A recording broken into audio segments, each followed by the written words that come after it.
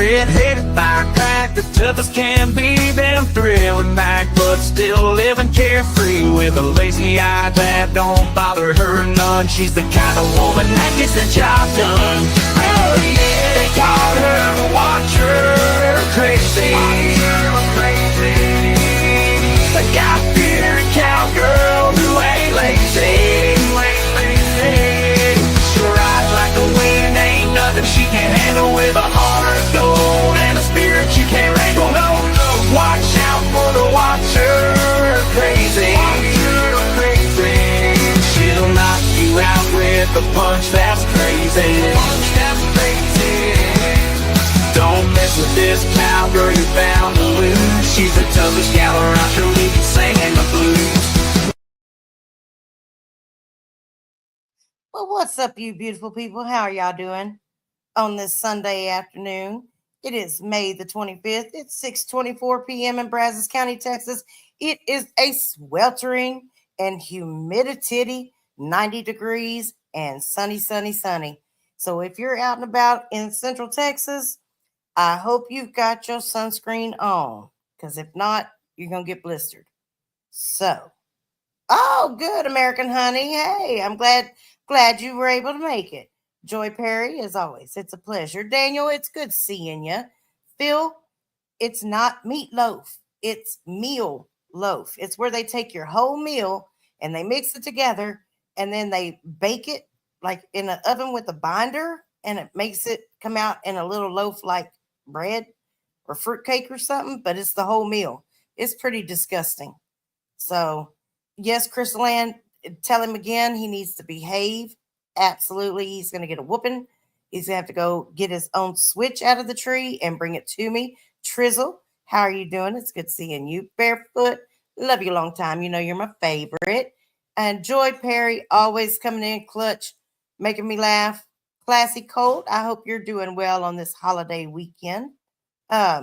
This is Memorial Weekend, and so I just want to take a moment of silence for all those servicemen and women who have lost their lives both out and about, abroad, and here back at home.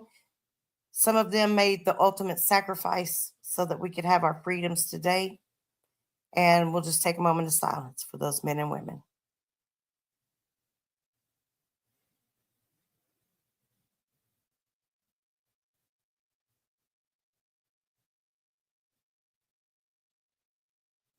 Thank you. So, as y'all know, I did make it to the Texas Prison Museum. However, they would not allow me to film video while I was in there. And I kind of went over this before about how, hey, Georgia girl, how they, and Phil, if I didn't say hi to you, I feel.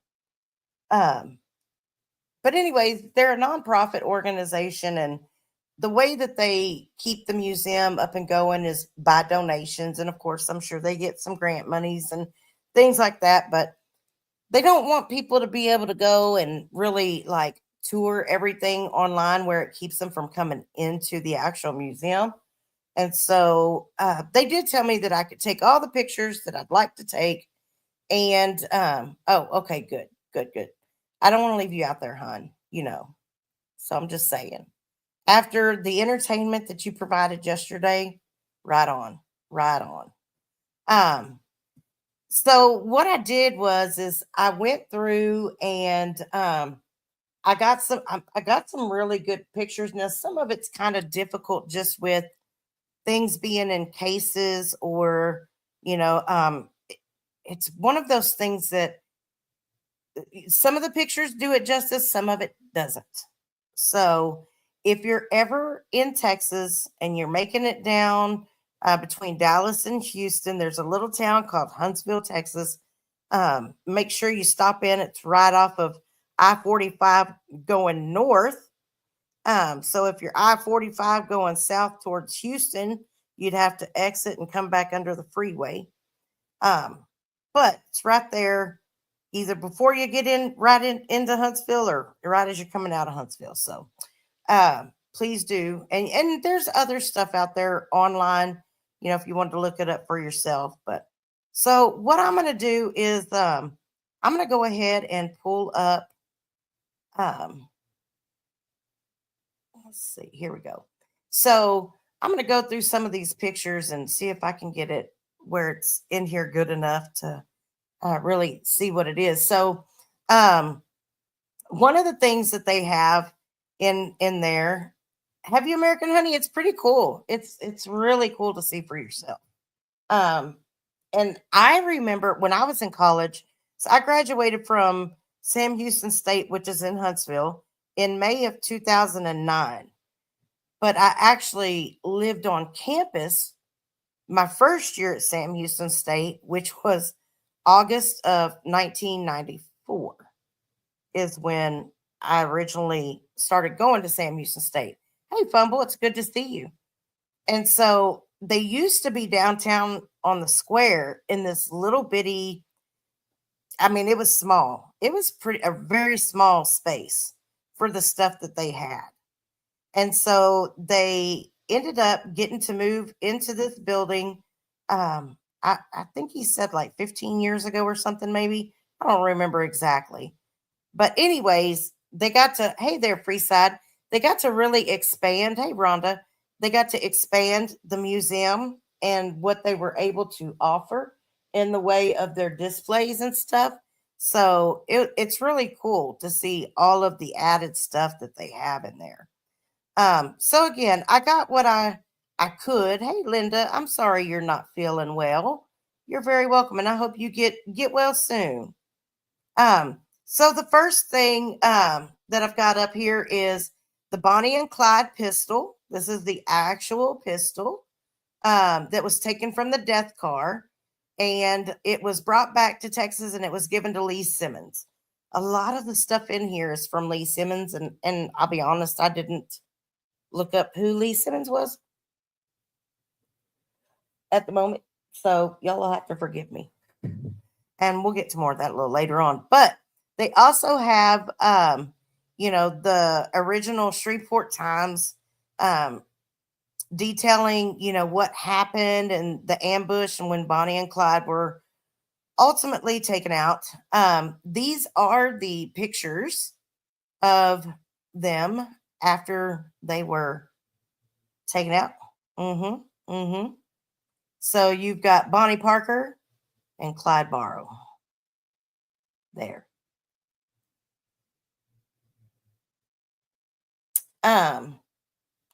Now, when I first started working at TDC, I did ha ha ha, Mike. No, of course not. When I first started working at TDC, I worked at the OL Luther unit. The OL Luther unit is in Navasota, Texas, and it actually backs up to another prison unit that's called the Wallace Pack unit. And they basically, both units mirror each other very closely. And as far as like how they're designed and everything. And so this is actually a pistol that an inmate, Eroy Brown, wrestled away from the warden at Wallace Pack. And he shot the farm manager, Billy Moore, to death before drowning Mr. Pack in a creek on the Ellis 1 unit. Eroy Brown was acquitted of all charges of wrongdoing. And then of course, there was the prison unit in Navasota that was named in honor of Wallace Pack. And then there's a private prison in Overton, Texas, which is kind of East Texas, up by where my son is, that's named after Mr. Moore. And today, Eroy Brown is still incarcerated in a federal penitentiary on a 90-year sentence for robbery. Y'all blocking each other down there. So I'm going to assume that if he was able to get this pistol away from the warden, that means that he must have been working outside of the gate. So, because typically they don't have guns inside the gates, which is very interesting to me. And then over here on this side, there is a knife here, and that is a kitchen knife that was marked as evidence during the capital murder trial of inmate Ramon Mata. He was found guilty and sentenced to death for the murder of correctional officer Minnie Houston. He died in prison in 2000. So that's a knife that he took and killed a correctional officer with. Let's see. So this is actually it's a 5-barrel shotgun that they found at one of the units. Yeah, I don't know if it was just Mike or it was Mike a cool or something. I don't know. So probably. Who knows? MRH, hey, it's good to see you. Hope you're doing well. Danny, hope you're having a great weekend.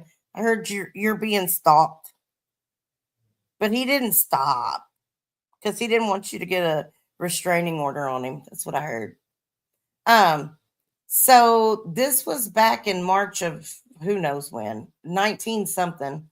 It says Captain R.H. Bond, Assistant Warden, and Albert Moore, Director of Welfare Activities in the prison, were accidentally shot in the office of Warden W. Wald Wednesday afternoon. They were examining a crude homemade 5-barrel shotgun found in the boiler shop. The gun had been made by one of the prisoners. Captain Bond was shot in the leg and Albert Moore was shot in the foot. The gun was loaded with small shots. Neither one was seriously hurt. I mean, tell you what, that's pretty wild. Hey, Melted Copper. And then if you look back here on the back side, there's another homemade gun right back there. And then right here on top is a shank. So, hey, Snooks, good to see you. So this leather desk chair was made for the warden of the Huntsville unit, which is the main unit. That's the one that when I went down and we did the execution live, it's that unit. So this was made in the 1870s. And I just thought, man, that's pretty freaking cool to have a chair that old. And it's still pretty much in one piece. It's got some wear and tear on it, but overall, can't complain, right? And then over here on the right-hand side, this is called Prisonopoly. It is, instead of Monopoly, it's Prisonopoly. And it's got their own cards. You know, they've made, here, let me see if I can get it. So they've got different units that you can purchase. The line building, have some fun.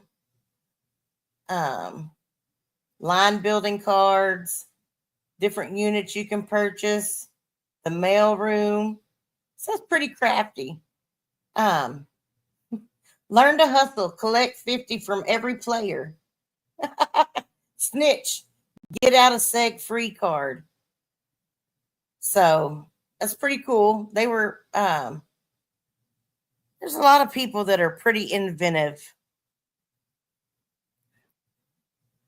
Oh, I know, Danielle. It's pretty crazy. And like, I haven't really listened to a whole lot this last week.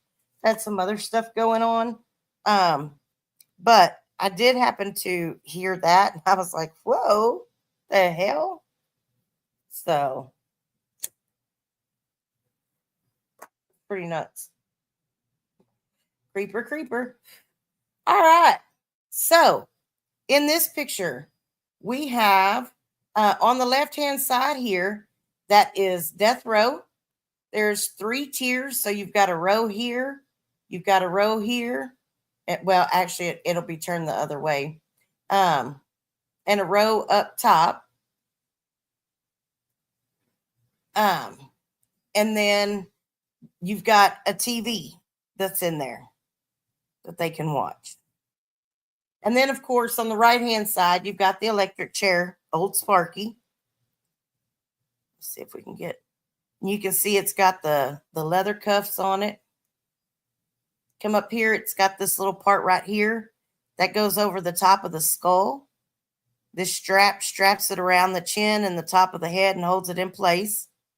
Then you've got this right here that's going to go around the chest area. And it'll strap you into the chest area. This gets the arms and then comes down to your hands. Then, of course, you got the lap strap that comes across for the lap. And you can't really see it in this one, but I think I've got another picture where you can see it. It's the ankle straps that they strap you into.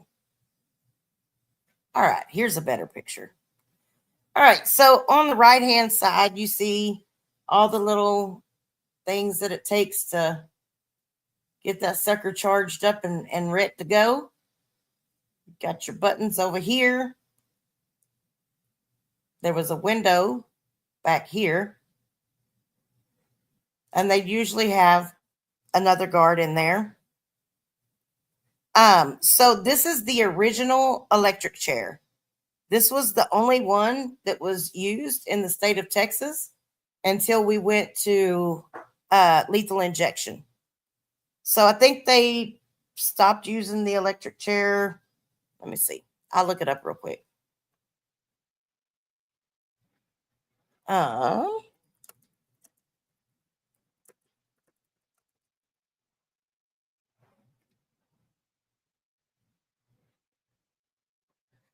Let's see. The last execution with the electric chair was July 30th of 1964.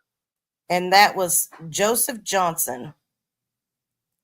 In 1982, Texas lifted a moratorium on executions, and that is when they began using lethal injections.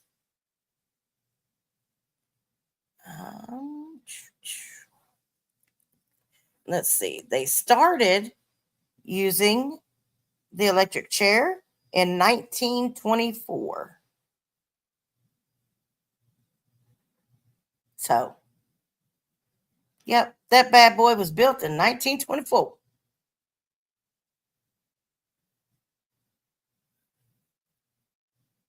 Yep, Fumble. He said that was the easiest way for him to get home from his property. I know, Snooks. I agree.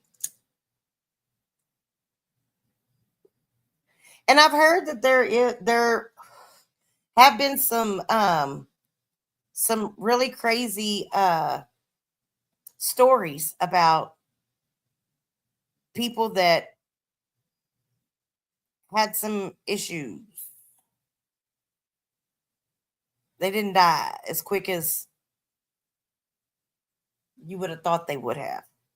So it's one of the reasons, I guess, that they outlawed it and went to death by lethal injection. So, and then they have these different, so they have these all over throughout the museum, and it just tells you different stories and things about the electric chair and the different exhibits that they had.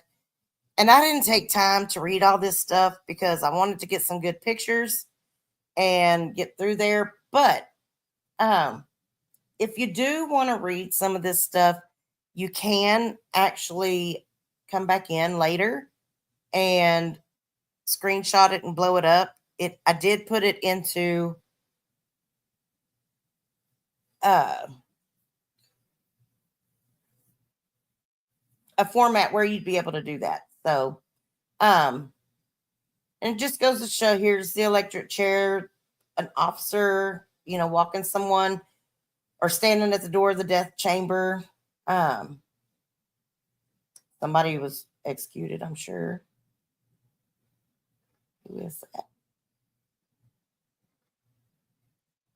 Oh, and we'll get to in a minute some of the people that have actually been executed. And famous people that have been locked up in the Texas prison. I was kind of shocked. So this is like one of the coolest things I've ever seen. So this purse right here, this was made out of Camel cigarette packs. It was made by an inmate out of Camel cigarette packs back in the time when cigarettes were sold in the prison commissary. The purse was purchased by Evelyn somebody in 1960. So an inmate actually made that and ended up selling it. So, yep. Pretty cool. Some other stuff that inmates have made. A little piano back here out of wood. A guitar. Ship in a bottle. Dominoes. I think that was a magnifying glass, I think. Rosaries. Jewelry boxes. A lot of this stuff, it's another just like holding basket type of thing over there. And a lot of this stuff you can actually purchase still. There are different units that offer different trades or different crafts to the inmates. And so you'd be surprised at the things that you can purchase from the prison units. So here's another one that was made by an inmate. It's a clock. I actually had a really cool clock that was made by an inmate that I had bought. And then on the right hand side, this is another carving that was done. All this little stuff that you see was all made by inmates. So some pretty artistic peoples. This chess set was actually made on the sly by an inmate at the Wind Farm. Wind Farm is right there in Huntsville. And it's made out of soap. It was a full chess set made out of soap. It was donated by an assistant warden because, of course, when they found it, they confiscated it and kept it. Over here, you got a tattoo gun, some tattoo ink. This thing right here, they would actually use this little dilly hopper right here. It's got like metal blades set in the end of it. And they would use it as a weapon. Instead of brass knuckles, it was, hey, Candace, good to see you. It was like razor blade knuckles, pretty much. And then down here, you've got this gavel, and here's the mini picture of it. The handle slides out of it, and there's a shank inside of it. So, very crafty about the way that they would hide things as well. And then in this picture, and we'll just come up here and kind of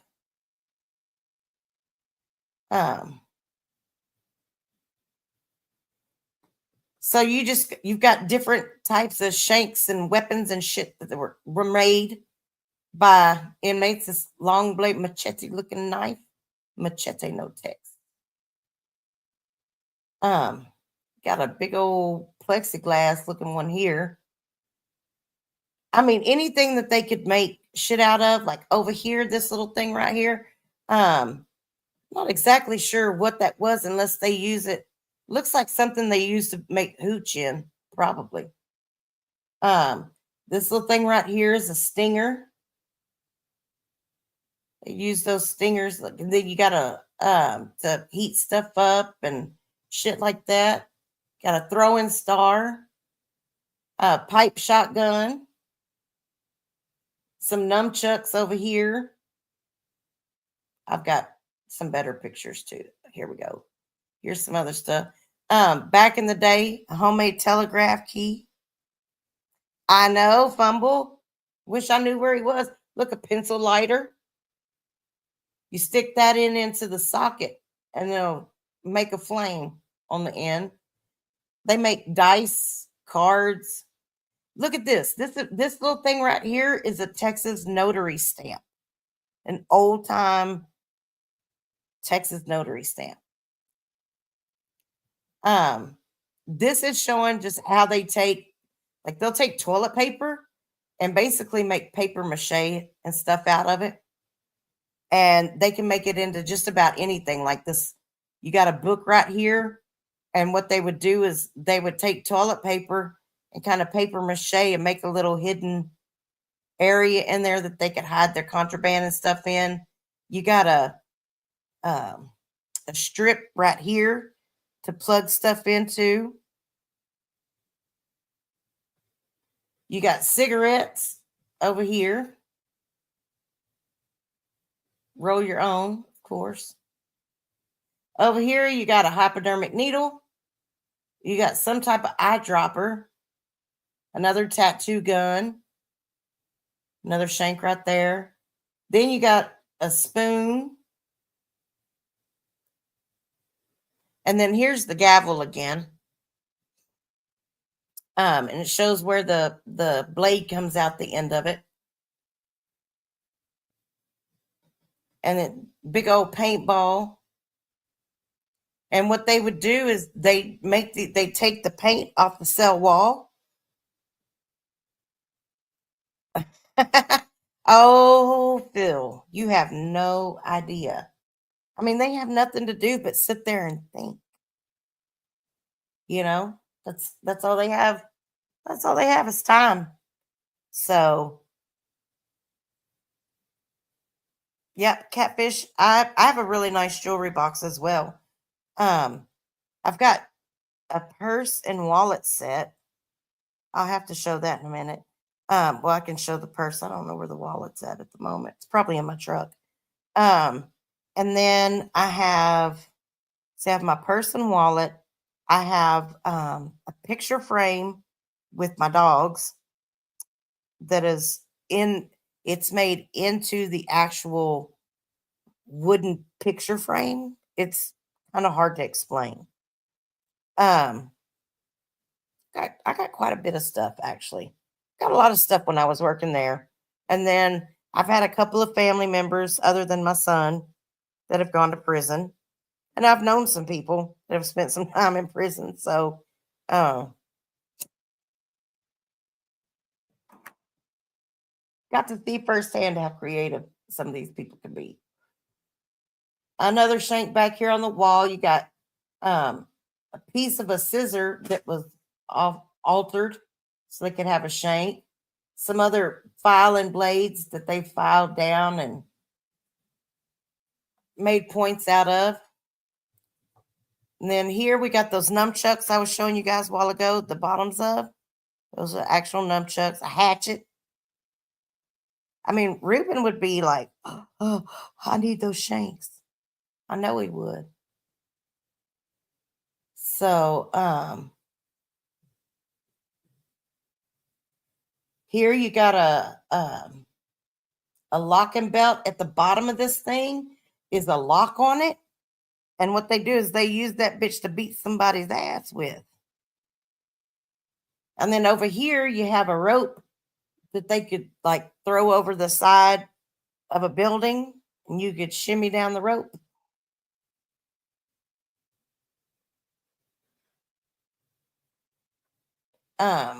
More. So there's the locks on the bottom of that belt. I'm not really sure. This must have been used.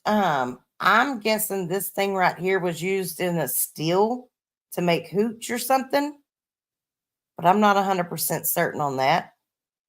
Got a couple of shank and made some handles down here out of some toilet paper. They got this shoe held together by some rubber band, and then they show how they'll alter the Coke cans to hide stuff in them. You got a gun right there. Made a little 22 pistol.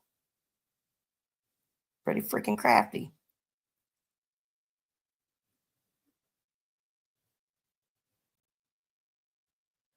And of course, shoes with the heels. They cut out a spot at the bottom down here and put whatever they want to hide in there. Oh, here's one that Ranger will appreciate. Here's a homemade banjo. Blink, blink, blink, blink, blink. Blink, blink, blink, blink, blink. Made out of a bowl with some newspapers, and hell, that looks like the end of a razor thing that you pop off. They got a guitar back here made out of paper, mache type stuff, and God only knows what else. Another banjo with comb, made out of comb, and is that a coffee can? It looks like maybe a coffee can or something.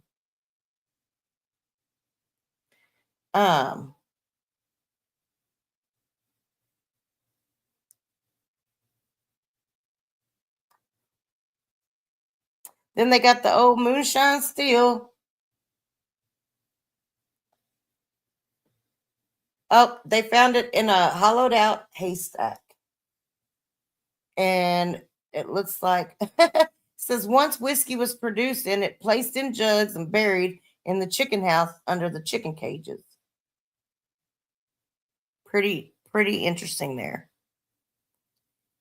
Probably so, Danielle. It wouldn't surprise me. Hey, Pencil. Now, y'all don't be giving Pencil no shit.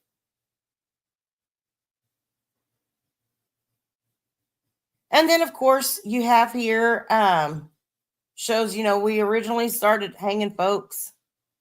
Then, of course, we moved on to the electric chair. There's always going to be advocacy groups to stop the death penalty. That won't ever change.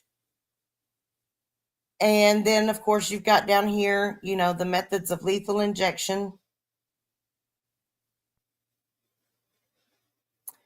This talks about when this inmate escaped and how he did it. He made a little treble hook that he was able to throw the rope over and get himself over the razor wire.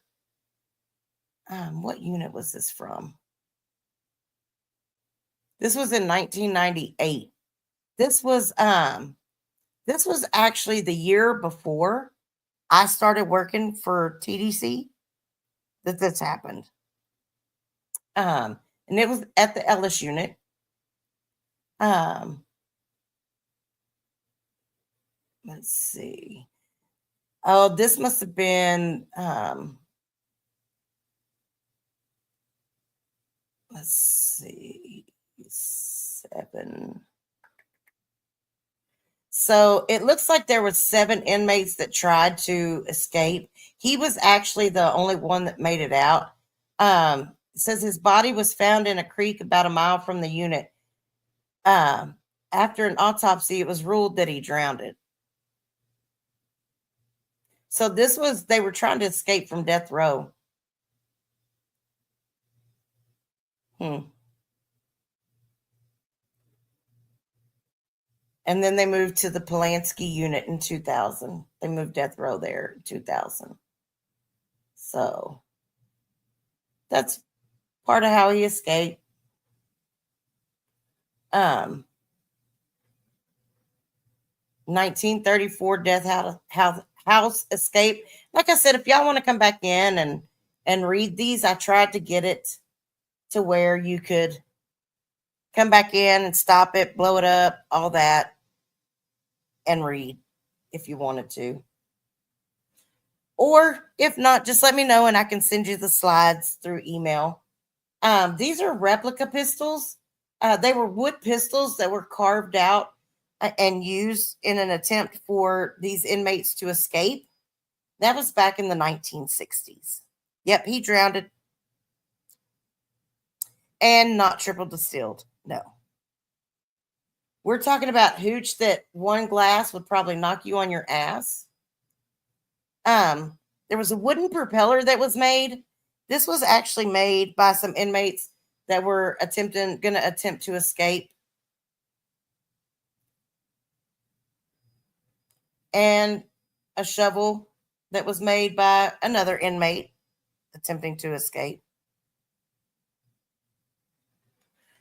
And then this dude right here actually escaped on this bicycle.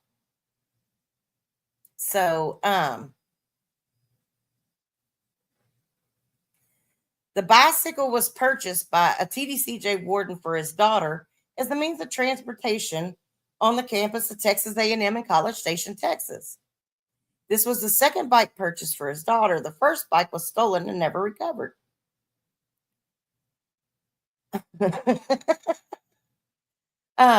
The warden's daughter became concerned that the second bike would also become a target of theft, so she returned it to her parents' house at the Wind Farm in 2008.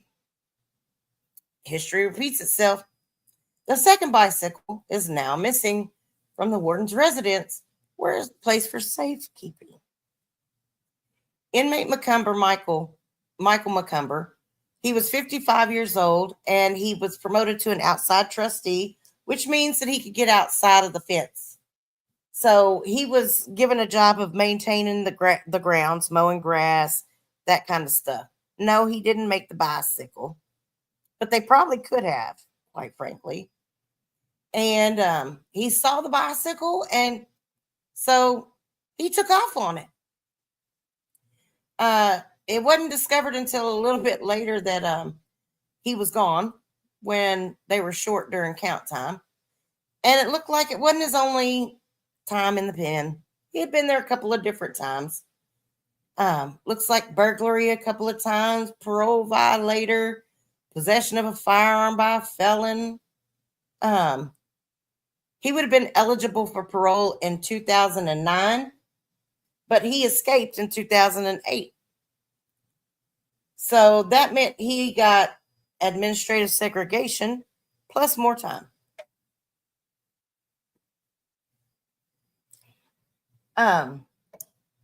It was just 3 years ago that they deemed him not a flight risk or an escape risk and let him go back to general population. So pretty crazy.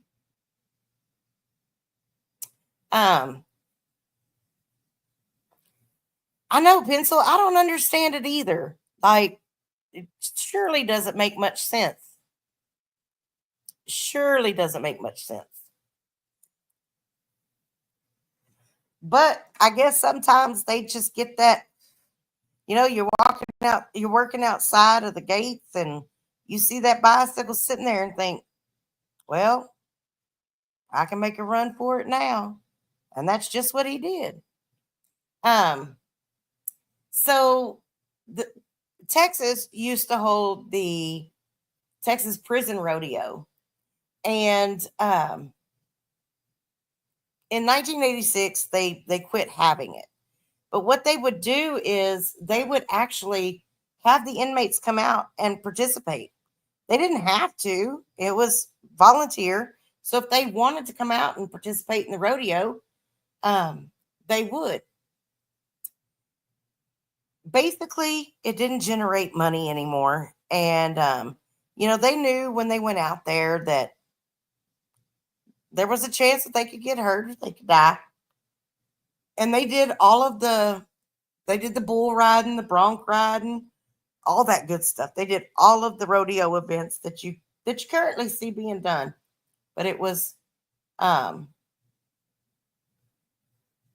contestants were the inmates. So, and this is just some of the memorabilia from the Texas Prison Rodeo. And it shows, the different uniforms that they let them wear. That's probably one of the clown suits. The different advertisements. Some of them would win buckles, boots, trophies. spurs, horseshoes, hats, medical bag, different stuff like that.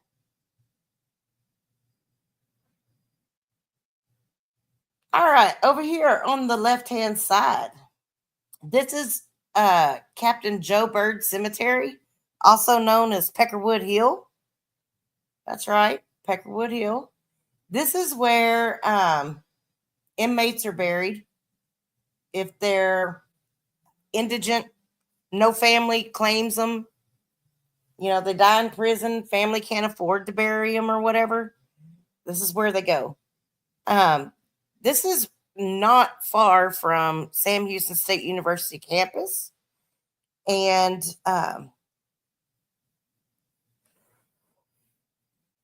there's over 3,000 known prisoners today that are buried in this cemetery. So a while back, they did some cleanup and uncovered some graves. And so they reset headstones at different times. So you've got the old style. Hey, Roscoe, good seeing you. They've got the old style headstones that they set, the little crosses and stuff. Now they do these kind of more like the military style, like that you'll see in the VA cemeteries and things like that. But they're used to, they just put on there the inmate number. And then I'm going to guess that the year of their death. And then on the ones today, they actually have, I think they have their name. They might have, yeah, they have their name, their TDC number, and their date of death. So, and I've got a little bit of, hey, Montauk, I've got a little bit of video. I went by there and took some video the day that I was in town. They really, really need to mow it. It's been closed for a little while, and I'm assuming it's because they've been short-staffed enough that they haven't gotten anyone over there to mow it. So, the Texas 7 were 7 male inmates that escaped. This was in 2000, December the 13th of 2000, from the Connolly unit maintenance shop.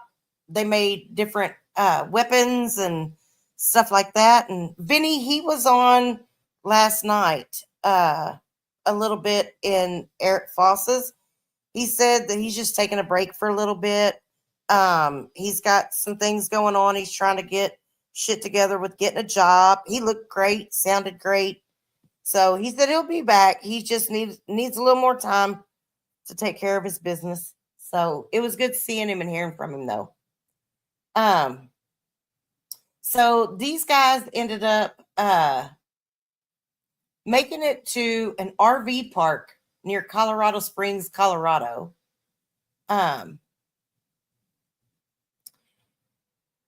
I don't, it was on America's Most Wanted.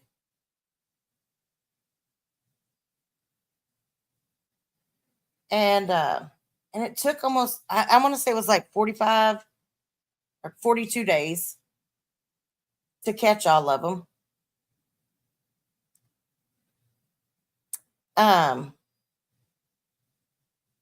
This is an officer, Aubrey Hawkins, that was shot to death when he was answering the call regarding the robbery of the Oshman's Super Sports by the Texas 7. This was the RV that they were in. They had stolen this Suburban or used this Suburban to get away. And then let's see.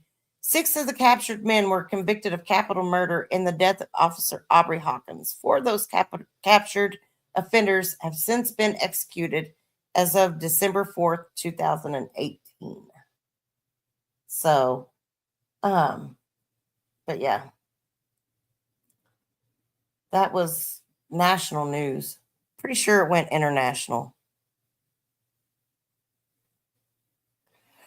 Then here we've got some more memorabilia and such from the Texas Prison Rodeo. This was one of the saddle bronc little things. There was a cart, and it'll have a better picture of it in a minute. Some of the uniforms that they wore. They had a mechanical bull that you could ride. So there's the other side of the mechanical bull. They had this little cart. It's usually pulled by a horse. They would race them and shit like that.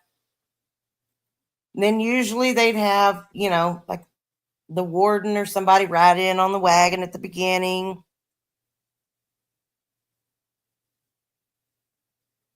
Randy Halpern and Patrick Murphy are the only ones left. Yeah. Crazy shit. So this is what the inside of some of the TDCJ or prison cells look like. And keep in mind that TDC pretty much makes all of the stuff that you see in here, from the beds to the mattresses and pillows to the desk to the toilets and the sink. So you've got 2 men or 2 women that reside in a cell that's literally like, I don't know, 8 by 10, maybe. That would really suck. They got a shit in front of each other and everything. And most units, even though they do it anyway, they'll usually hang a blanket or something over. If you look down here at the bottom, it's called a locker or a lock box. I know that's right, Candace. It'd probably be a lot safer for the freaking guards and shit. No, it's not no damn wine cooler. But this is where, like, if they go to commissary, they have to be able to fit all of their possessions in this little box. They can have their little cups with their pencils and their toilet papers and stuff on the desk, but it's supposed to be neat. Beds are supposed to be made during the day whenever they turn out of their cells or whatever. They usually hang a blanket, drape a blanket down over here to kind of give them some privacy. Sometimes they'll take pieces of their blankets or their sheets and they'll make clotheslines, and they can, wash their clothes in the toilet, and hang them up to dry, stuff like that, or use it for hanging, like making a little curtain around their toilet where they can have some privacy when they shit. So this is actually a locking system that was used in the older units, or still used in some of the older units. So what they would do is you'd stick the key in, you'd hit whichever doors you wanted to pop, and then you'd roll it. You'd roll this thing, and that would roll those doors open. But these keys right here are still used in units today. When I was working on the Luther unit in Navasota, and I'll show you guys pictures, and just actually, I think I've got them in here right now. I could show you. So the unit that I worked at, let's see. When you first walked in and you look down the hallway, this is what it looks like. So all of these are dorms on the side, and this is called a catwalk up at the top. And so what you'll have is, and when I say dorms, it's like this. They're racks, they're cubicles. And they have one bed, a little desk. They have their lockbox down here, no door. And this is open to the ceiling. And you'll usually have about 54 of those. Well, at the unit I was on, there was 54 per dorm. And there were 4 dorms in a hallway. And I'll show you what I mean. So here is the unit that I worked at. This was our parking lot that we parked in right here. And you walk in this first building. So this is where you had your administration, your visitation room, that kind of thing. Over here was going to be this, all over here is your captain's offices, lieutenant offices, things like that. So then when you turned and walked this way, you have A hall, B hall, C hall, D hall, E hall. And then these 3 things right here at the end are rec yards. We had 3 rec yards, 1, 2, and 3. And they have these big chairs that the guard, like if you were working rec, you had one person standing at the back door, a guard, and then you have one guard in each chair if all 3 rec yards were open. Then back here is the back gate. So when chain bus comes in, they come back here through this back gate and they pull in and get checked and all that. You've got your vocationals out here, which we had a metal shop and automotive. And then on the left-hand side, this all over here was horticulture.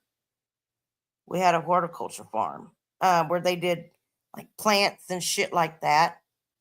And then you come straight back here and you have your back pad. And the back pad back here goes directly into the shower box. Okay, so this big long building that sticks out a little bit further than everything else, that's where the showers was right there in that part that extends out. On the very end down there was the gym. And then you had on this left-hand side, these 2 buildings right here at the very end were Wyndham School District.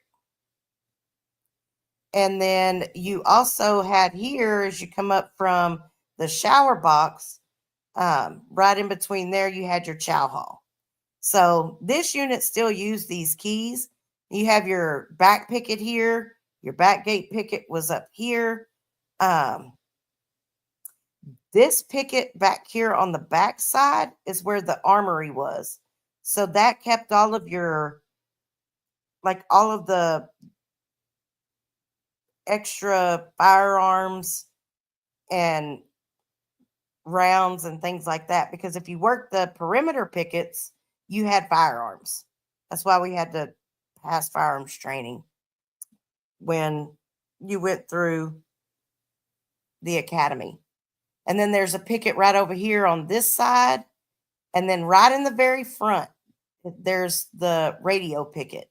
Now, when you walk in these front doors and you get right here and almost to the middle, there's another picket area that you have to walk through. And that's called the control picket. Control picket is where, I mean, that's like the heart of the unit. That's how you get in and out. They have all of the, whether it's, mace or handcuffs or whatever things that they can issue out, extra set of keys, all that stuff is kept in that control picket. And that control picket has, hey, twin mama, has the ability, it's got cameras. So in this unit, D Hall, C Hall, and D Hall. No, it was just D Hall. D Hall had cameras that went across the top. And so it could see what all the inmates were doing. And at the time, it was just, they were just testing it to see if it did any good. It really didn't do much good. So, no, classy coat poop is not the only bad smell in there. I can promise you that. Um, Now I don't know about jail. That would probably be pretty tough. Now, right now, I know in Texas prison system, they're having a really bad K2 problem. Like K2 is one of the top things that's being brought in. And like people are overdosing and dying on this shit. It's crazy. So I don't know. Like there's been a couple of times I've been on the phone with my son and it's been happening right in front of him. And it's nuts to think that, it happens. But hell, you can go on Facebook and there's groups on Facebook that talk about it. Like people's loved ones, that will post things that they're sent and shit like that. It's crazy.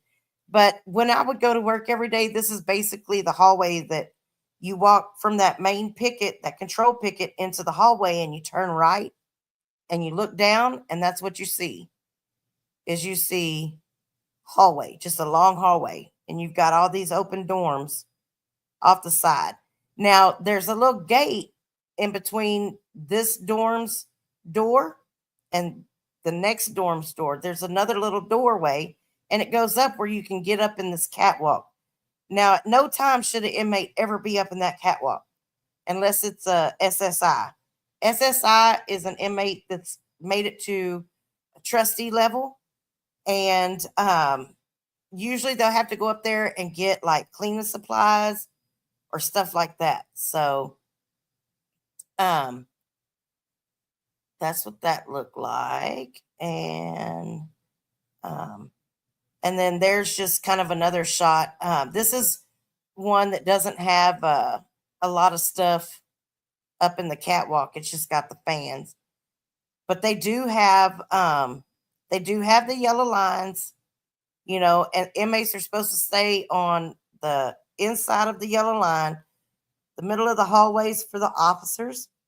If an officer is standing inside of this line, those inmates are supposed to stop. Dead stop until that officer moves. They can't go nowhere. They're not supposed to. But the way you popped at those doors I was showing you are with these keys.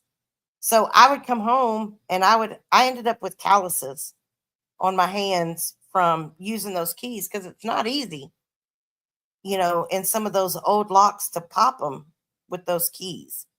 So, and then here's just a current picture of the cemetery where the inmates are buried as well.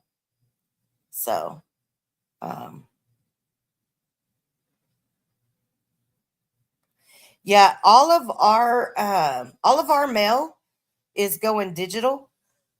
If it hasn't already all gone digital. I was watching a thing earlier on it where they send a lot of the mail into, or most of the mail into one particular unit's mail room. They process everything, upload it electronically, and send it over to the inmate on their tablet. Because Texas has tablets now. So,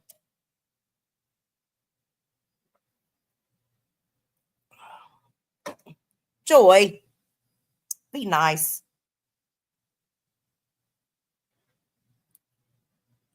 Um, I thought this was super cool. Most people may not be this geekish. Yeah, they have tablets. Joy, stop that. I'm gonna have to time you out, lady. Be nice.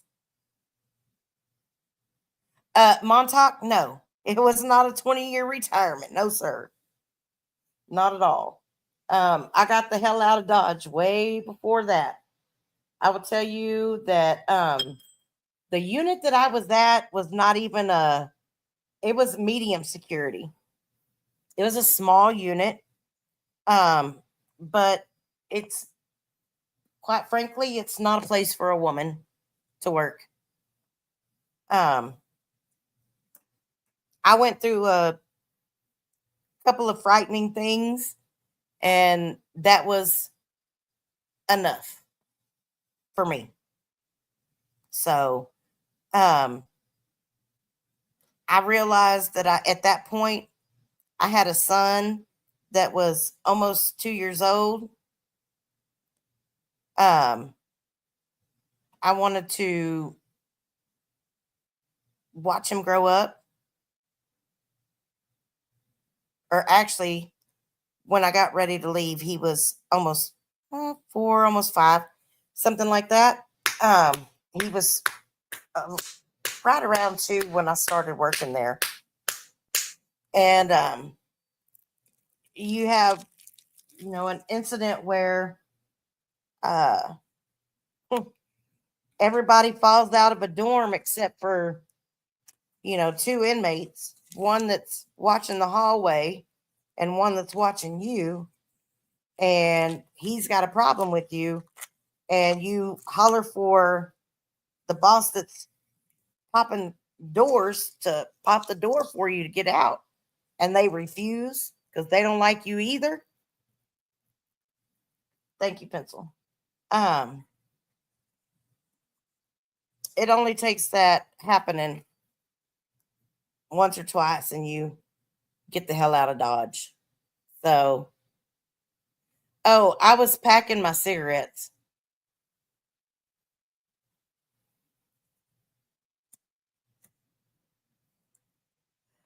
So,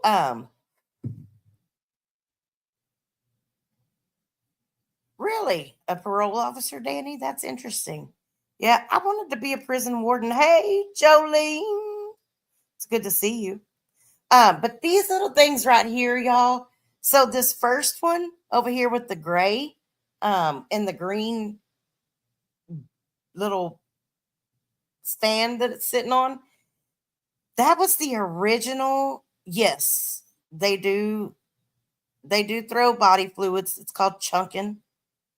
When they jack off on you, it's called killing. They kill on you. Um, they'll spit on you. They'll throw piss. They'll throw shit. I'm thankful that I never had to endure that because I would have lost my shit. Like, literally would have lost my shit. So I did witness, one day I had to go do breaks in SEG. And when I went down to SEG, they had an inmate in there that was, he was acting out. And so he had shit and he had taken the shit and rubbed it all over the cell. I mean, it was everywhere. So as soon as you opened the door to go back there, you smelled it, and it was terrible. It was absolutely terrible. So, but yeah, this first one over here on the green thing was the original camera. So in TDC, when you go through intake, every inmate has their picture made and they're given a badge. And it's got their full name, and it's got their TDC number on it. And they have to keep that everywhere they go. I mean, that is how they move around the unit. So you got to be able to show that ID. And then during count time, you got to be able to show your ID. So if you want to pick up your commissary, you got to be able to show your ID. So this was the original camera that they used to make IDs. And then no, I don't want the sample, Joy. I never did. Like, I would lose my shit with that stuff too. Like, they knew better. Because when you first get there, they'll try it. They'll send someone to they'll tell one of them guys, hey man, crash out on that boss and see what she does. And there was this one dude, every new female officer that came in, he would stand up in the middle of the walkway in his dorm. He'd whip that sucker out and go to town. And he'd stand there and smile at you while he was doing it. So he made the mistake of doing it to me. And they told us from the very beginning, you got to put the pen and paper in his life, write him a case. And so I called him out. I did a little worse than that. I called him out into the hallway. I made him strip. I made him bend over and spread his cheeks and helicopter, like turn around. and show his asshole to everybody. So, well, Reverend Al Sharpton, you're just going to have to get over it. He shouldn't have been jacking off on me. And then once he got done doing that, I made him stand there for about 30 minutes, butt ass naked in the hallway, while I wrote him a case. And then I let him go back. And then after that, once they see that you're going to write them a case, they'll leave you alone. And then if you catch them, even if there's, because a lot of times what they would do is they'd stand there in their rack like they're watching TV, but they'd be looking at you while you're over, handing somebody something through the bar, like an I-60. An I-60 is a piece of paper that they send in. If they want a calculation of their time left, or, if they want to request to go see the dentist or the doctor or whatever, they put in an I-60. Well, you had to hand those, to inmates or whatever. We didn't just keep them laid out in the cell. And so you be handing it through the bars on the other side, and you turn back around to come give a channel check or to do your checks in that dorm, see a dude standing up there and catch his eye, and he give you a smile. Oh, no, there wasn't no smiling. Not with me. Nope. They got a case. So just don't play that mess. And then this is a Rembrandt camera in the middle. Another one that they used at the diagnostic unit to take inmate pictures, oldie. And then this little machine here was like a telefax thing. And this is what, y'all, when I worked on the unit in 99, we still had one of these. They still used it to communicate between prison units. Crazy shit, right? I was shocked when I saw that. And that thing is huge, believe it or not. Then here, you got the old ball and chain down here. And this little thing just talks about different punishments and that kind of thing that they could inflict and what they couldn't do. They say down here in section 11, no convict shall be made in any manner to punish another convict. Back in the day, hey, Nick, what murder? It's good to see you, bud. Back in the day, Texas, actually, the prison system ran off of what was called turnkeys. What turnkeys were is they were inmates that the guards basically deemed as the enforcers. And so if there was a problem, instead of the guards getting involved in it, they had these inmates go handle business and take care of whatever inmates were screwing up. So it's funny that they had that in there.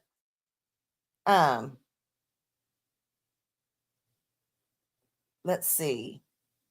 The severe modes of punishment, and especially whipping, shall only be resorted to after mild means have failed to bring the offender to terms.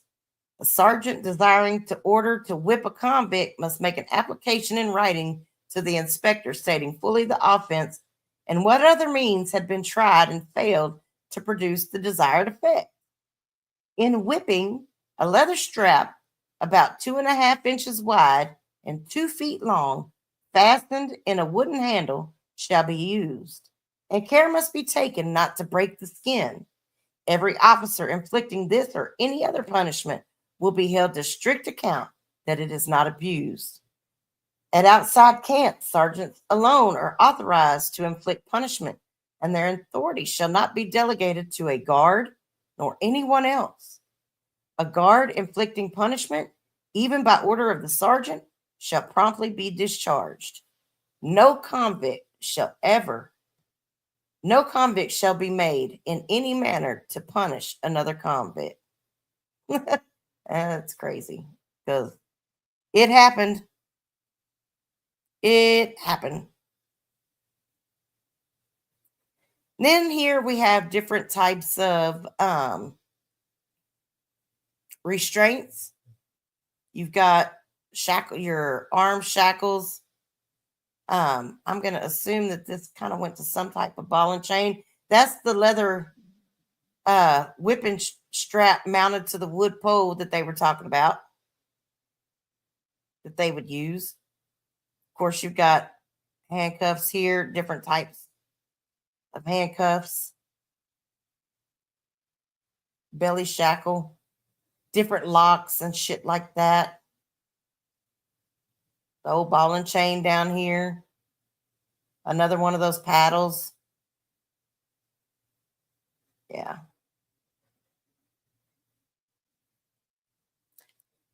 And then,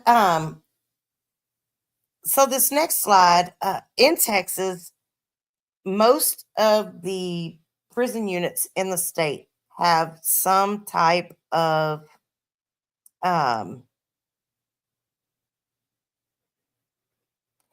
necessarily a trade, but they're producing their farms. A lot of the prison units in Texas are farms, and they are working farms, which means that they have fields. And if you have fields, then you have field squads or host squads, is what we call them. And so basically, what they would do is they'd turn out inmates to go work in the field. You had your field bosses that rode on horseback. This is just showing how they used to have teams of mules and stuff that they would use to plow. They also have these little plows that they would use by hand. In Texas, they did and still do when they go out in the host squads. There's a lot of cadence. They do a lot of cadences. Everything has to be done in time. If they're not doing it in time, then what'll happen is, so the easiest way is to use the long handle long. They don't do things right, then what happens is they make them grip down lower and do short time with the hoe, which is a lot more backbreaking. So now in the state of Texas, I believe once it's 92 degrees outside, they can't turn out the field. They can't turn out the hoe squads. So once it reaches 92, then they got to bring them back in. So what they'll do is they'll start getting them out there at daybreak, because hell, a lot of times here in Texas by lunchtime it's 92 degrees. So they bring them in, shower them, and then they'll go wreck or whatever the rest of the day. And then over here on the right hand side, these are your typical TDC uniforms. The one on the left here with the button down shirt and the pants, you don't really see those anymore. The style over here that doesn't have the button downs, it's just got the little V-neck white shirt. You can have a long sleeve shirt, short sleeve shirt, or wife beater. So, and then you got regular pants, don't have a zipper, don't have a button, nothing like that. And then they'll get some state issued boots, and they can get shoes from the commissary because the state issued boots are shit. Different uniforms that TDC officers have worn throughout the years. When I worked there, this blue and gray uniform right here, we did not have to wear a tie. Thank God. Was our standard uniform. You want to make sure that you wear them baggy. You don't want anything form fitting. And then a lot of women wear what's called a kill shield. And a kill shield, it's basically a smock, a vest. And it goes like, it covers you from the neck. Because like when you work for TDC, you have to button all the way up to pretty much your top button. You don't have to do the very tippy top neck button, but you had to do all the way up here. So the smock would come right down. You just pull it over, and then it would come all the way down to almost your knees. So, um, and women wear that so that the men can't see any form, any shape. And supposedly it's supposed to help with the dudes killing on them, but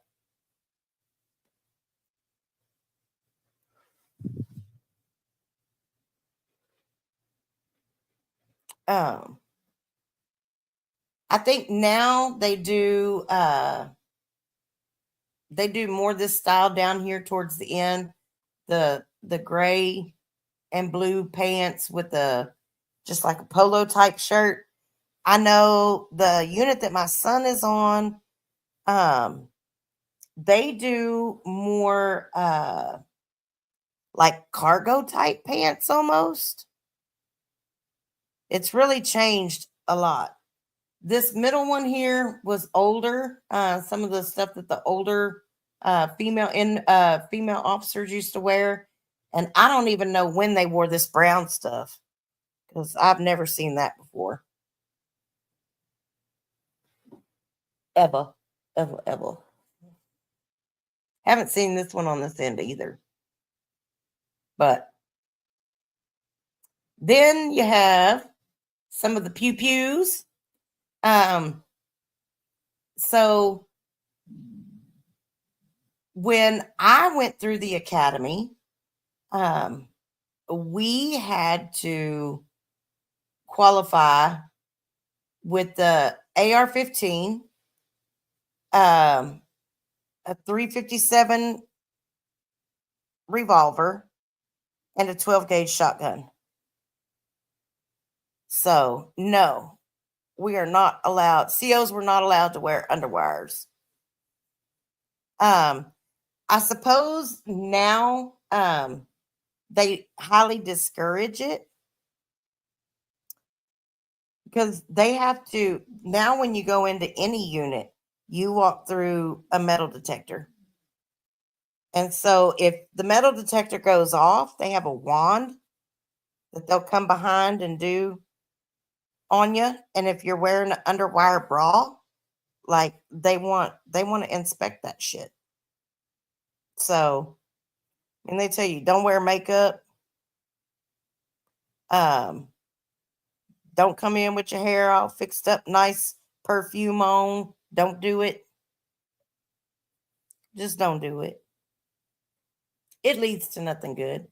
But over the years, they've had different weapons that you'd have to qualify with. Um, damn, big asshole shotgun. And of course, again, any of the firearms, they are maintained outside of the prison walls. Out, so you can't have them inside the razor wire. So, this is a fogger. It's what they use whenever they would fog a dorm. Oh yeah, Danny. They're not as bad here now about wearing your hair up, but anything that'll set off the metal detectors, you got to take out. You got to take it off. You got to take your shoes off as a visitor. Like, yeah, they make you take your belt off, your shoes off. Um, you have on jewelry, like they tell you, don't even wear it. Just leave it at home. Don't come looking cute. But this is the fogger sprayer. They'd stick this, usually you would have like when you go into some units, they'll have this door, big metal door, and it'll have a bean slot or a tray slot. And they'd open that and they'd stick this in there and they'd just pump it full of gas. They were riding or something like that. So, um, they now they use like canisters. They'll throw a canister in there. They have different types of kind of like um the burner thing that uh oh Mark the Pussycat had showed at one point. They have things like that that shoot out these bean bags. So if they're fighting, rioting, or whatever, they'll they'll hit them with those beanbag things. And it's not supposed to not be lethal, but um, whenever they do spray that gas, that pepper spray, it's basically you can get the CO. I think it's CO2. Is it CO O2 and CO2 gas or yeah, I don't remember. It's pepper spray and O2 or something. There's two different types. Um, Danielle. Um, that shit is gnarly because when they gas, everybody gets it. It's not just the inmates; it's the officers too. So we had to go through all that shit during training, so we be prepared for when it happens. And OMG, y'all, that shit'll make you think you're dying for real. These are just some of the things that prisoners have had over the years. You see, you got your radio with some headphones going on. They got the fan, coffee pot over here, some beef stew packets, a stinger is this one right down here. IDs,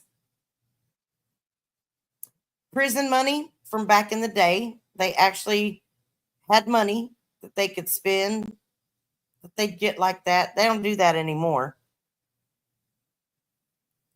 And then let's see, over here they got of course the plates, bowl, their uniforms, hat, comb, a razor, toothbrush, roll of toilet paper.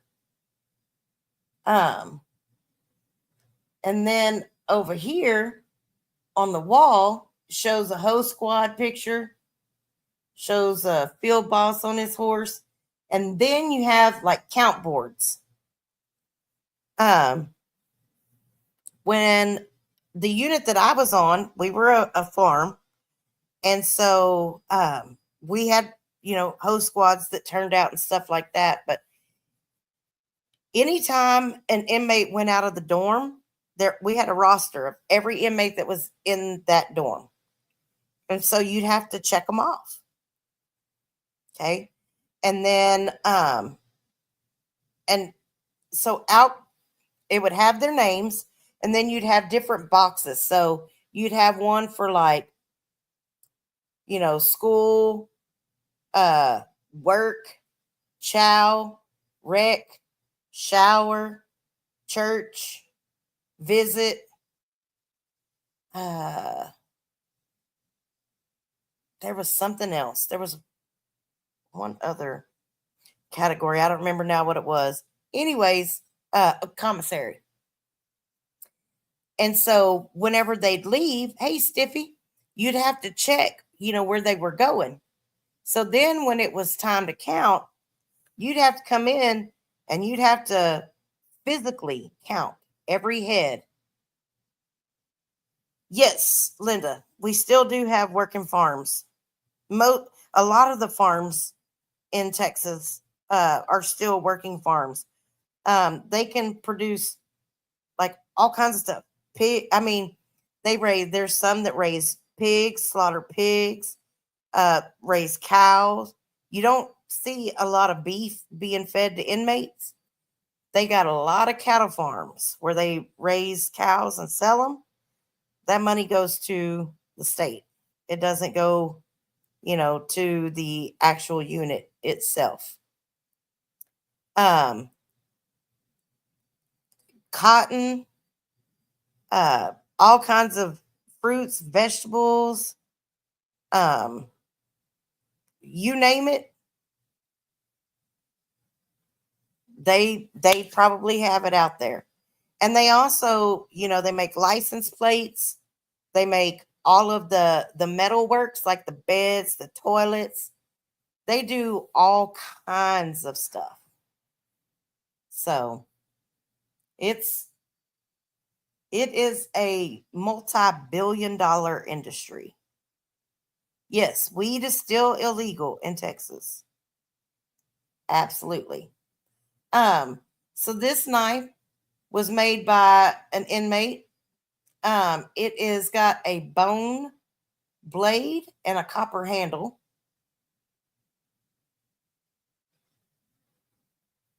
Uh, Holy cow.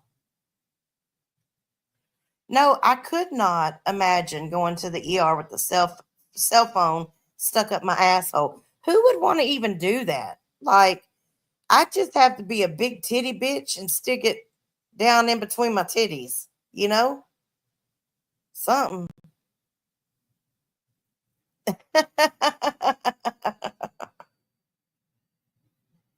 Yeah, Linda, when they try to walk away around here, they get shot if they're not if they're um if they're not lucky. All right, so we've got famous and infamous Texas inmates. Y'all, I was really shocked by some of these, honestly. I had no idea. So we got Bob Hayes. He won 2 gold medals at the 1964 Olympics. He became addicted to cocaine and underwent rehabilitation for substance abuse several times. He maintained that he was set up by police in 1979. Um, he was convicted of selling narcotics and spent 10 months in the Ferguson unit. Um, he played for the Dallas Cowboys and still holds some of the team records. Um, huh. In 2001, amid some controversy, he was inducted into the Texas Stadium Ring of Honor. Succumbing to prostate cancer, Hayes died in 2002. Interesting. Ken Clemente, Astros baseball player. Yeah, somebody have to have a really big ass to try to make that happen. And then, of course, over here we've got Yolanda Saldivar, who unalived Selena, and she is still incarcerated. You got Clyde Barrow, Bonnie Clyde, that was locked up in Texas prison, and Henry Lee Lucas, serial killer. Damn, in 1960, he stabbed his mother to death after an argument. He was convicted of second-degree murder and sent to a Michigan prison. While in prison, he was psychiatrically evaluated and diagnosed as a suicidal psychopath, sadist, and sexual deviant. Nonetheless, Lucas was paroled in 1970. In 1982, while in Texas, he stabbed and cut up and buried his girlfriend, Becky Powell, and killed Kate Rich, an elderly lady that he was hired to care for. Wow. He claims that he killed 100 other women. That's crazy. He began confessing to murders all over the country, claiming to have killed over 600 people. Though Lucas provided details to many of the killings, material evidence was lacking, and many of his testimonies were inconsistent. Wow. He was indicted in Williamson County, Texas.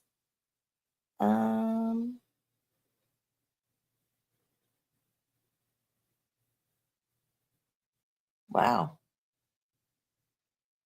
In June 26th of 98, Texas Governor George Bush commuted Lucas's death sentence to life in prison after an investigation by the Attorney General of the state of Texas determined that Lucas could not have killed Orange Socks, which was one of the ladies he confessed to. At the time of the murder, Lucas was working in Jacksonville, Florida, and had an alibi, making it impossible to have committed the crime. Lucas died in prison on March the 15th of 2001 and is buried in the Captain Joe Bird Cemetery, where the bodies of all unclaimed prisoners are buried. Wow. That's wild.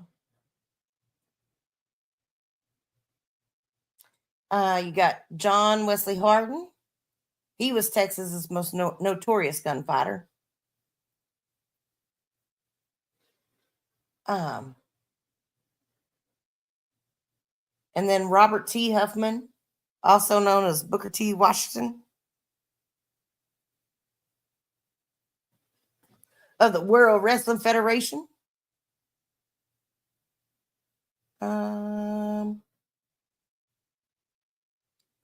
I didn't realize that he lived in Houston. He was a drum major in high school.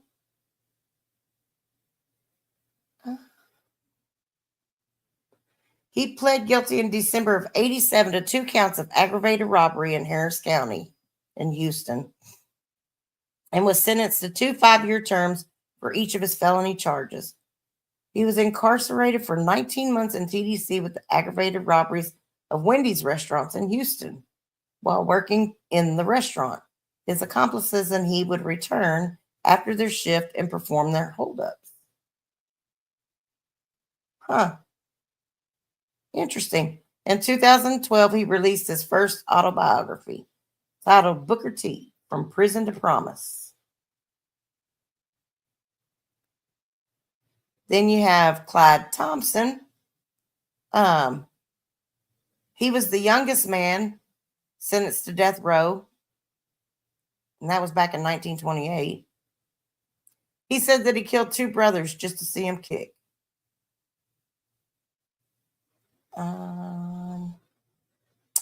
Looks like his sentence was commuted to a life sentence. He killed another inmate and then went to death row. And then, let's see, it looks like he rehabilitated.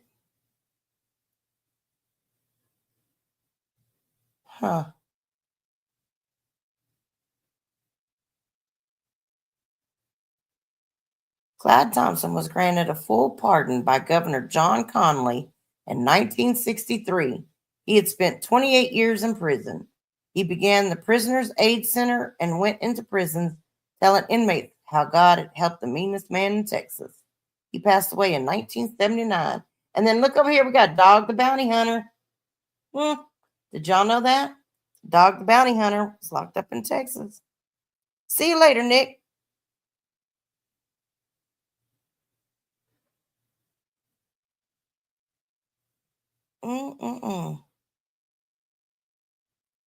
Damn, we got gangster women in here. What the heck? Y'all are too cool for school. Then Hootie Ledbetter.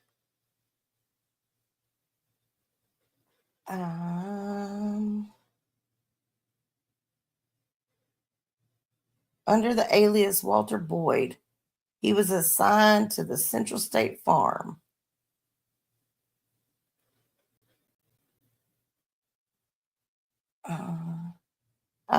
His biggest hit, the Midnight Special. Is that Midnight Special? Shine every loving light on me. Interesting.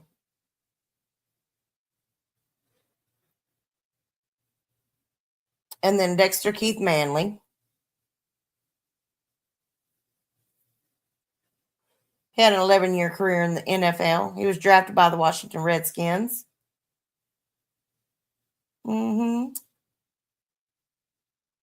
Yeah, possession of cocaine landed him in TDC. Bless his heart. Them drugs will get you, kids. And Annie Williams murdered and mutilated her 2 children in 1955. Wow. Damn, she was released and remarried and moved to Idaho. She was paroled in 1980. She became a pillar of her community. In 1997, she broke parole on a technicality and was returned to Texas, where she served 3 additional years before being paroled a second time in December of 2000. Wow. That's crazy right there. And then David Crosby is an actor.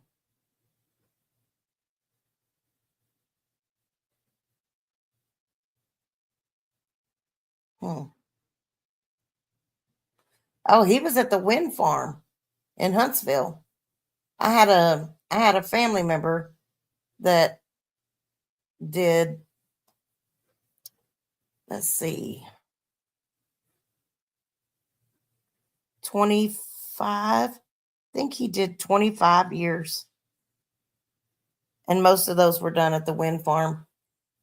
This is just kind of a old school pictures of what it looked like inside of a prison cell back in the day.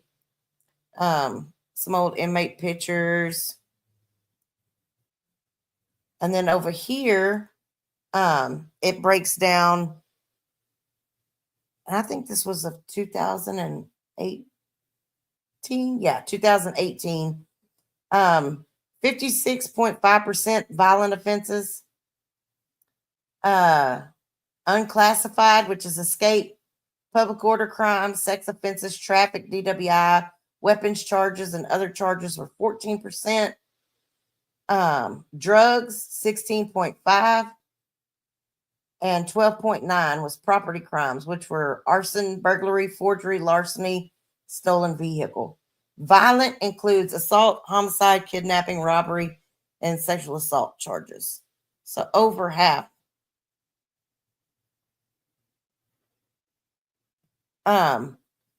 Almost 500,000 offenders were on parole or community supervision as of August 31st of 2018.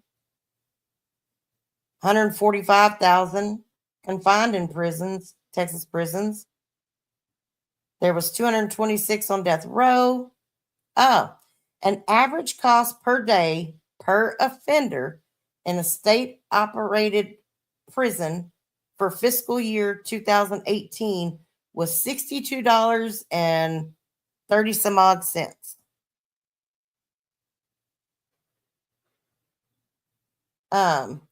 The 3-year recidivism rate for prison offenders is 20%. That's a lot. That's a lot. And then up here, up at the top, so in 2018, Texas had 50 prisons, 14 state jails, 13 transfer facilities, 7 private prisons, 5 substance abuse facilities, 4 pre-release facilities, 4 psychiatric facilities, 3 private jail facilities, 2 medical facilities, 1 multi-use, and 1 geriatric facility. And there was 36,080 total TDCJ employees. That's pretty wild. Some pretty wild statistics. These were other statistics that they had up. Let's see. These reports were recent reports. 32,344 current TDC employees as of March 31st of this year. Wow. 19,803 were correctional officers. Then you got 2,644 ranking officers, 9,897 others. And other staff could be count room, mail room, nurses, teachers, all that kind of jazz.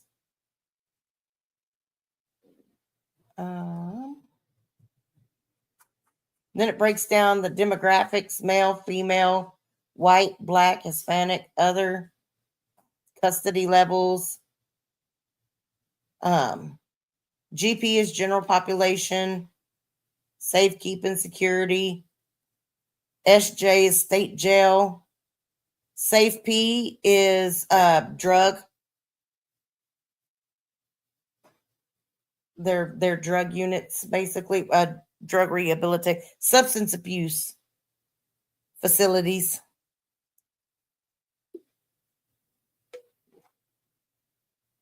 Cost per inmate. This is interesting right here.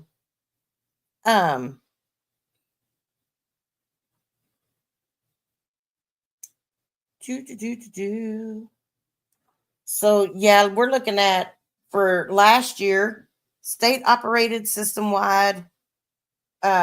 So our state prisons, $86.50. Private prisons is $55.51. State jails, $77.68. Private state jails are $53.42. And the substance abuse facilities is $85.04. That's cost per day per inmate.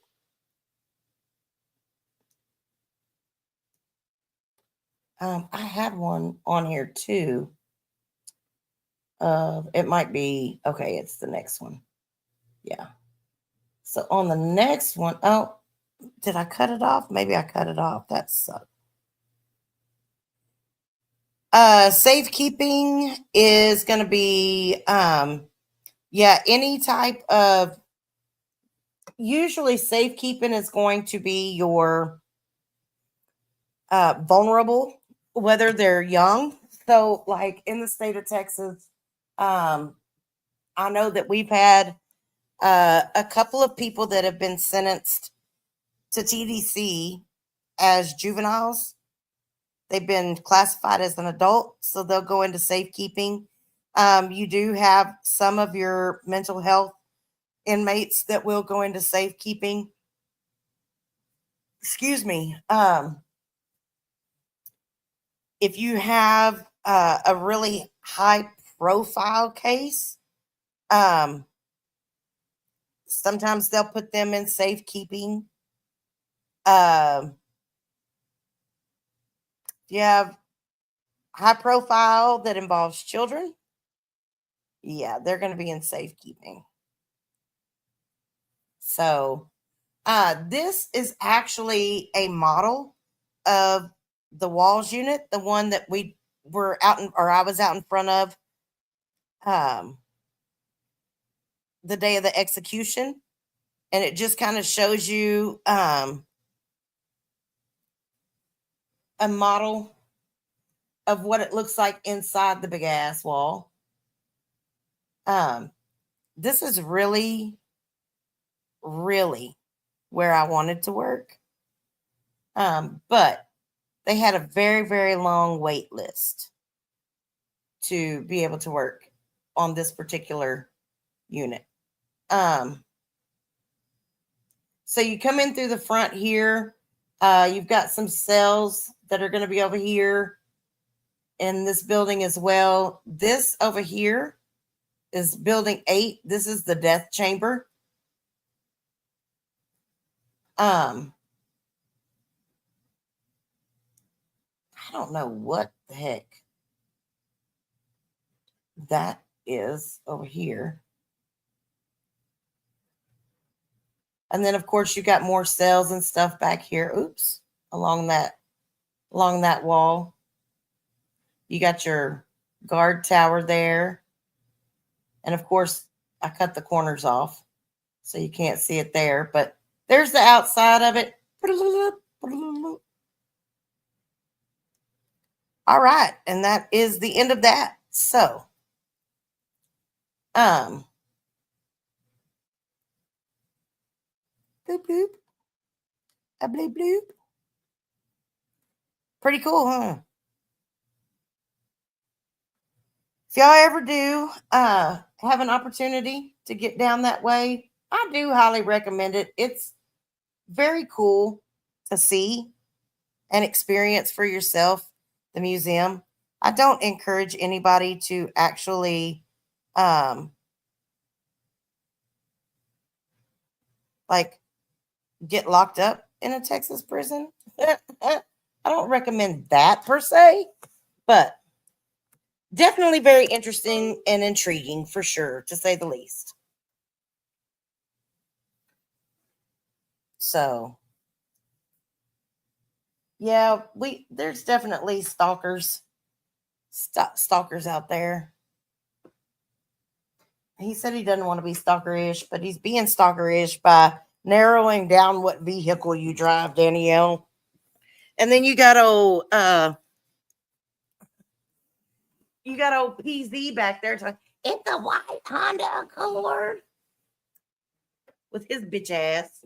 Just shut up, PZ. Shut up. You want other people to shut up? You need to shut up. Can't believe that shit. Like, who would do that? Freaking nut jobs. Hey, shit show. Yep. You came just in time to miss it all. Sure enough. That's okay. I love you anyways. Um, I had made the video, I'd put it on members only, the one of me and mom going to the what you call it, the track and driving the cars. Pencil, I was there for a few years. And I had to put it back on public again because my mom has talked about it so much that thank you so much for the Cash App. I really appreciate it. It's not necessary, but it is much, much, much appreciated. Um, but my mom has talked about that trip so much that my stepdad wants to go do it.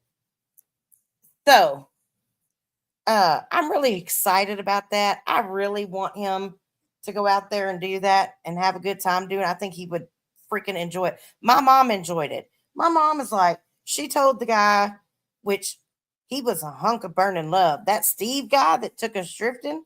Oh my goodness, he was so good looking for an older man. Whoo, honey. I think he made me sweat. But and he's got nice legs too. Whoo wee. Man, he had some nice legs. But anyhow, she told him, she was like, oh, it was so badass. My mom said, hey, I just want to know, can you teach me how to drift? Like, I want to drive, I want to do it. And he kind of looked at her and he goes, I thought that's what we were doing out in the field. um, but it was so funny. And she was like, I mean, I want to learn. And I was like, hey, she can come work here part time. You know, she's retired. She needs something to keep her occupied. I could see my mama out there driving, taking people to go drift. That shit, y'all, she was worse than me when in the damn car. She sure did. She drifted right off that track and into the grass. And it was so funny because she said her hand was caught at the bottom of the steering wheel. And he's trying to pull the steering wheel to get us back on the track. And he tells her, you got to let off the gas. She was still in the gas. I was like, holy shit. This isn't supposed to be the Baja track. Y'all, she was trying to pin it to win it. And I don't guess she really heard him very well when he said, you know, when you see the orange cones, like that's how you know when to start braking. And so as you go into the corners, like they have cones set up to let you know when to start braking. And then he tells you the first lap you go around of which cones to point for, to aim for when you're going through those curves. I'm telling y'all, I really wanted to punch it. but I didn't because I was afraid I was going to wreck that damn car. And my mama had no fear. She didn't give a shit. She was like, "Yeah, I signed the waiver. Here we go." And I mean, honey, she was gone. But I did get to spin the tires. I got to do a burnout in the one I drove. And I left a lot of rubber on that daggum concrete out there. It was so fun. Y'all, if you ever have an opportunity to do one of those courses like that, I say do it. And we had a wonderful time. We didn't even make it into the museum to look at the cars. We were both hot, had adrenaline pumping, and well, Danielle, yeah, mom, she punched it the whole way through. It was funny. Yeah. Oh, shit show. She has told everybody. She's talked about it ever since we got done. So I was just my stepdad. My mom called me earlier and we were talking and she was like, "Hey, do you have that video where we can find it and watch it?" I was like, "Well, yeah." She goes, "Well, I've talked so much about it that Papa, which is my stepdad, Papa wants to maybe go and do it." And I said, "Oh, for real? Cool." So, oh, Trizzle, I'm glad you enjoyed it. You know, I I've thought a lot about doing some more prison type content. Um, and even possibly reaching out to I've been watching some of these guys that there's one guy in particular, he looks so damn familiar. So familiar. And and I don't know that he was locked up whenever he and I are about the same age. Anyways, um but I've thought about seeing if I can get in touch with some of these guys that have channels and do some interviews and stuff like that. And just doing, some different prison content. And I mean, even on like different states or whatever as well. Um, I mean, there's enough in Texas I could freaking keep y'all busy for a year. Yes, shit show he did. It was a lot of fun. It was so much fun. And I would go back and give Steve the ride of his life too, but he's probably married. So I'm just going to sit over here and behave. But he was so good looking. Oh my gosh. He was a handsome feller. That's for sure. Next time I go back, I'm going to have to ask for him again. Because it's definitely something I'd go back and do again. So, quite frankly, I don't think that they charged us enough. But because I ended up with 3 laps. Mom did 2. And then I rode with her, and then we did the drifting with the ride along. So, oh yeah, Danielle, that'd be cool. I sure will. I sure will. I can't believe you had to get strip searched. That's wild. Shoot, I've gone in, never had to get strip searched as a visitor. Um, they they did want to well, they were talking about when I worked there, um, they were talking about an inmate had said something about describing my tattoos. He said we had an inappropriate relationship. And I'm like, the hell we did. I can guarantee you he ain't told you shit about. I said, tell me what I got and where I've got it. And they they tried to tell me some old okey doke shit. And I'm like, nope. So I took my shirt off standing there in the captain's office and was like, he lied. And they're just standing there with their mouth open, like, what? Yep. So he got shipped off the unit, but it was wild. Some wild times working at TDC.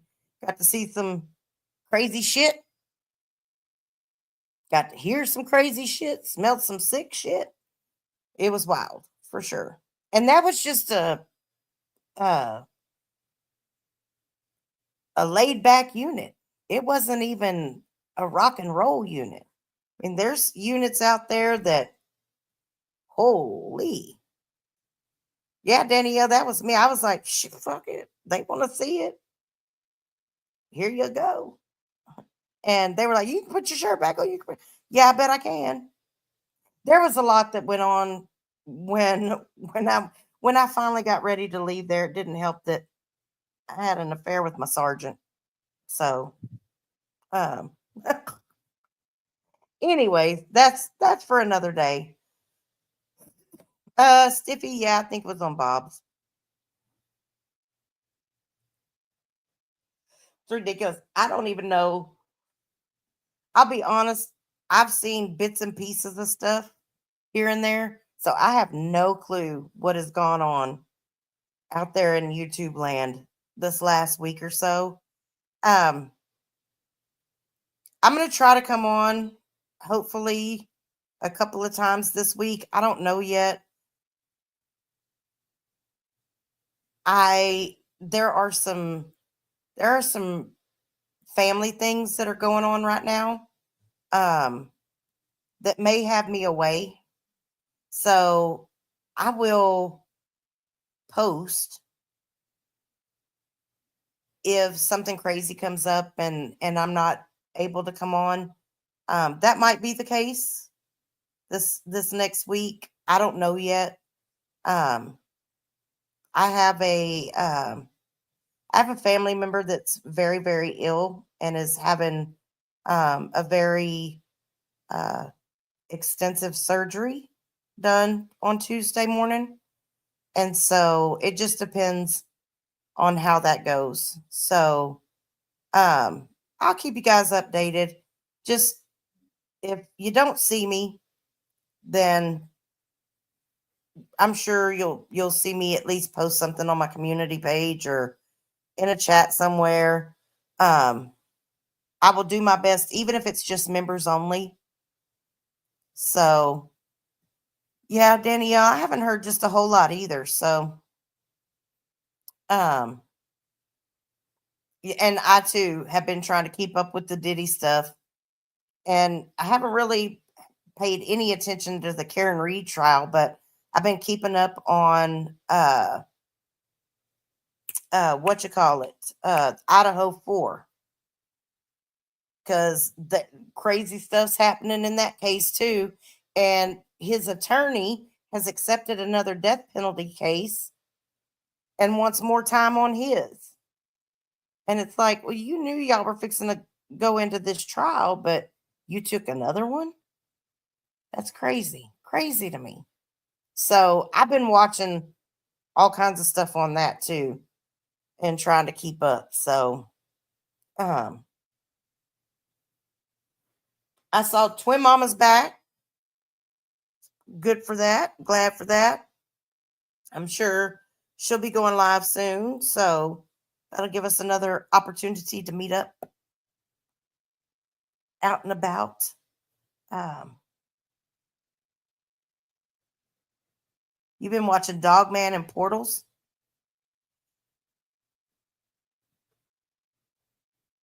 Yes, I agree, Danielle. I watched The Secret Witness.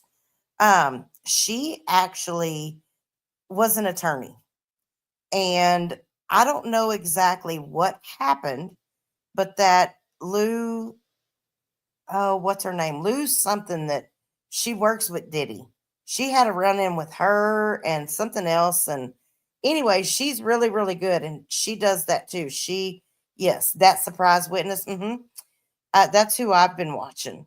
Because, yeah, like you said, there's so much disinformation out there that, yes, she goes through all the official sources.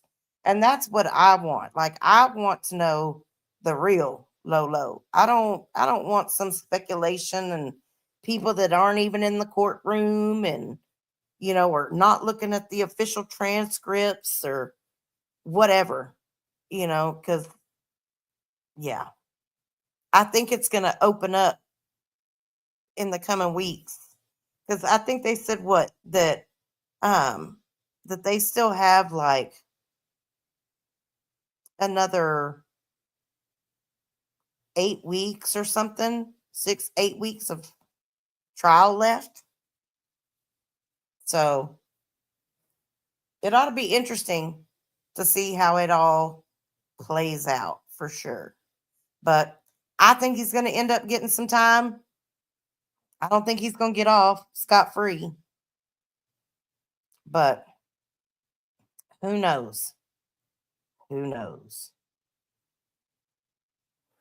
Well, guys and girls, we've been on here now for about 2 hours. So I'm going to go ahead and wrap this up. I really appreciate all of you being here this evening, spending a little time with me, going through all of the pictures and stuff. And I hope y'all have enjoyed it as well. Be good to one another. While you're out there being blessed, be a blessing to someone else. Tell your friends and your family how much you love them, how important they are to you.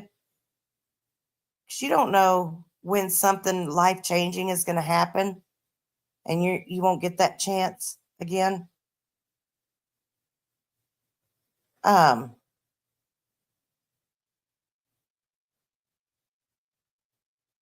Things can change at a moment's notice. So don't take any time for granted, because we're not promised tomorrow. I hope y'all know that I care a lot about you guys and gals.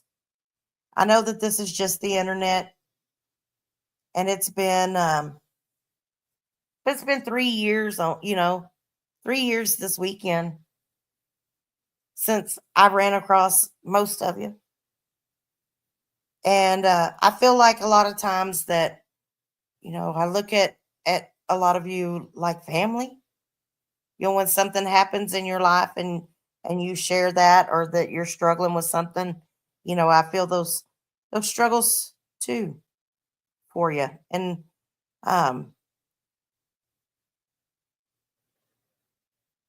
sometimes it's a good escape, and sometimes it's not so great. But I do appreciate each and every one of you and what you've brought to my life, because I've learned something from everybody that I've come in contact with on here.